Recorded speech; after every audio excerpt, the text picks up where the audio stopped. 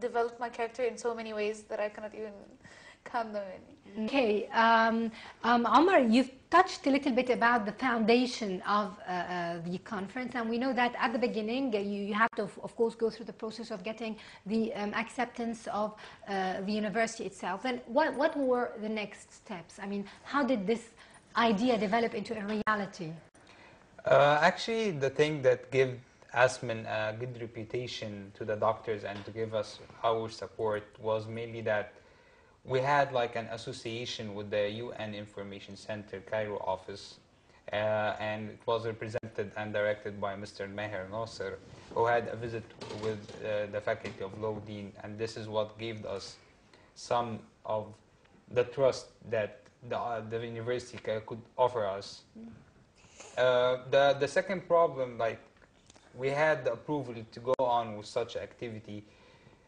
Despite that, at the beginning, the doctors wasn't that convinced with the idea of the activity to be simulated in that way, because it used to be simulated from the early 90s in the university, but through the doctors is taking 60% of the activity. They are moderating the conference. They go through all the academic material. They choose the academic material. And here the student was more like he's attending a lecture more than he's attending a student activity. And the part of the self-educating activity wasn't compatible with the ideology of the activities in Ain Shams at that time. So after we succeeded in that point to convince the doctors that we have the ability and we have the skills and the academic material to go through such activity and to handle this responsibility, we start to meet the problem to have the team, to have a team to believe in such activity, because it's a lot of hard work and labor, and you have to take responsibilities, because it's a big responsibility. As people applying, delegates are applying, you have to have a conference by the end of the year, so you have to get fund, you have to be ready academically, you have to have good and interesting topics to be available to the delegates to debate, and not something boring. Okay, I'll take from that point and go back to you, Ali. You've mentioned that you've seen a booth in the campus and you've been interested, you asked about it, and you liked the idea and you participated. Do you still remember the very first time? What was the council you participated in? Yes, I believe I remembered my first day in ASMUN. It's on Friday, the session, preparatory session. I go 10 a.m. I seen my secretariats, but no one was of them. I asked, "Hi, what's up? How's it going?" They start the session. Start to see it's not boring as I thought. I thought it's pure academic. It's boring. No, it's an activity. You have fun.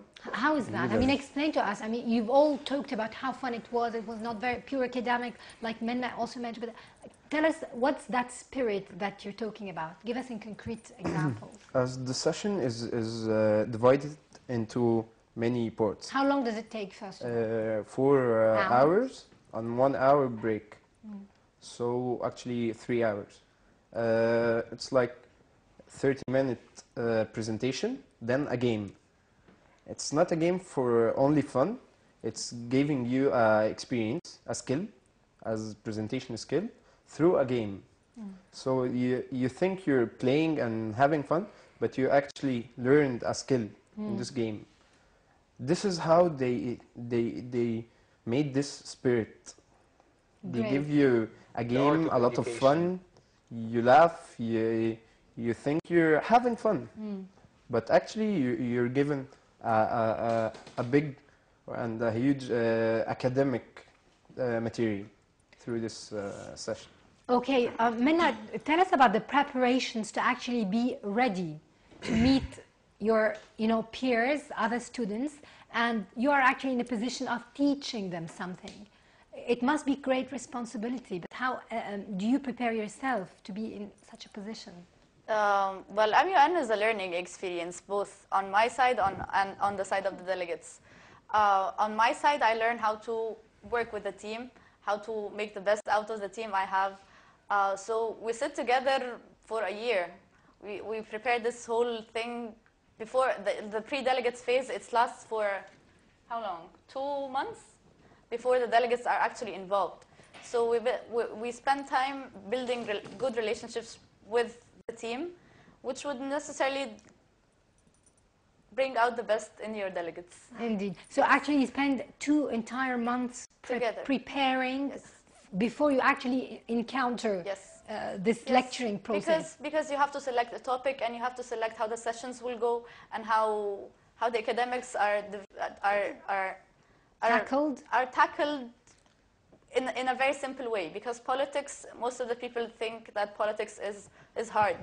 So you have to make it very, very, very simple for them. Indeed. Yes. Okay, and we have another caller, Mustafa. Hello. Hello, I'm Mustafa Shah. Mustafa, would you please turn down the volume of your television set Okay. to listen to us from your phone set, please? Okay.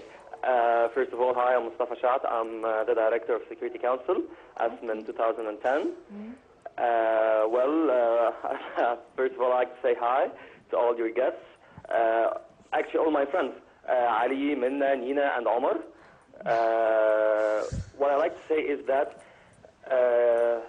maybe this is a good chance to thank all the guests here for all the effort they exerted this year, all the help they offered, all the dedication they showed for ASMUN, for a students' activity that turned out to be one of the most successful experiences that anyone can get in his life.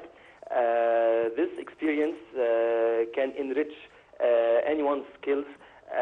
I believe that the collective effort been shown by all of your guests and the other secretariats and the other organizers as well helped ASMUN this year to come to this dream to come to true. When I sat back after 1 month of finishing ASMUN, I see that maybe this experience has enriched the lives of most of the delegates who came and attended the sessions this year. So on behalf of the Security Council delegates, I'd like to thank all, especially Nina, Minna Tariq, and of course Ali Galal, my Honorable Secretary General, and Omar Khaled, of course, for his effort also. So thank you all. I thought this would be nice to make it on public, but thank you very much. Thank you. Okay, thank you, Mustafa. I want to ask you something, though. Okay. Okay, sorry, he's out of line, but at least he sent you a thank you note, and that's very appreciated indeed.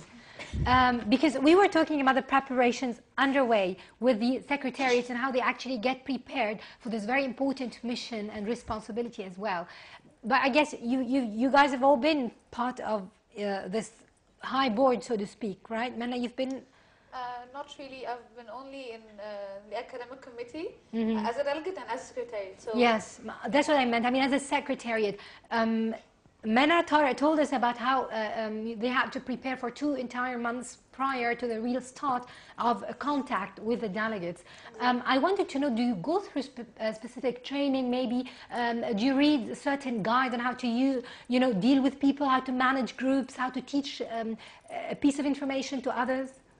yes, of course, we go through trainings, session handling trainings, how to interview the delegates, and also preparations that the secretary takes on behalf of himself is they should start reading the news on a daily basis in order to know what's going on, because it's not only teaching the delegates our topic or our theme, we're trying to let them know what's going on every day. So it's a mix between self-tutoring and receiving trainings. Okay, it's like she said, it's a two-way training, learning experience. All right, we have another caller. Tariq, hello?